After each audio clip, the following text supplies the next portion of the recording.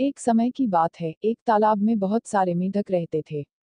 सरोवर के बीच में एक बहुत पुराना खंभा भी लगा हुआ था। खंभा बहुत ऊंचा था और उसकी सतह भी चिकनी और फिसलन भरी थी।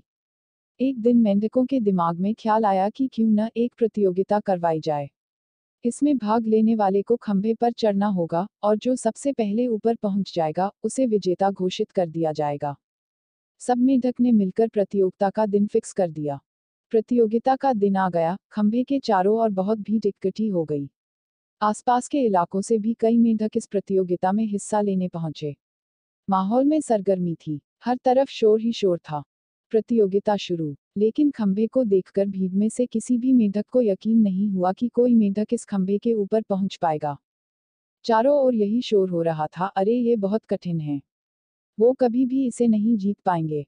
ऊपर पहुंचने का तो कोई सवाल ही नहीं है, इतने चिकने खंभे पर नहीं चढ़ा जा सकता, और यह हो भी रहा था कि जो भी मेंढक कोशिश करते, वो थोड़ा ऊपर जाकर फिसलने के कारण नीचे गिर जाते।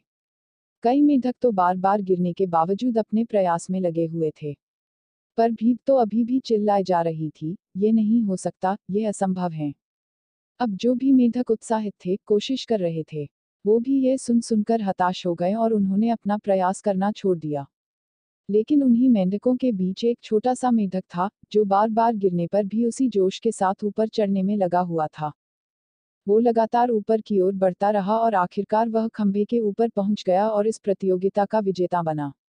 उसकी जीत पर सभी को बड़ा आश्चर्य हुआ, सभी मेंढक उसे घेर कर खड़े हो गए और पूछने लगे, तुमने ये असंभव काम कैसे कर दिखाया, कैसे तुमने सबको पीछे छोड़कर जीत प्राप्त की। तभी पीछे से किसी ने बोला, अरे उससे क्या पूछते हो, ये तो बहरा है। उद्धरण चिन्ह। आपको समझ आया वो कैसे जीता?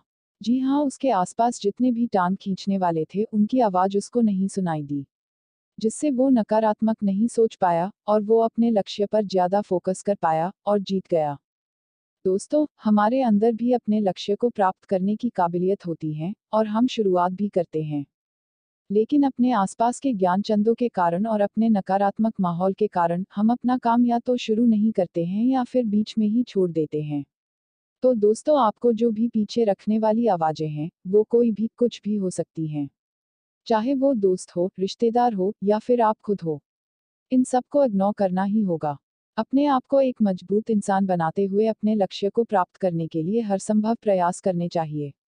यदि आपने नकारात्मकता से दूरी बना ली, तो आपको सफलता के शिखर पर पहुंचने से कोई नहीं रोक सकता।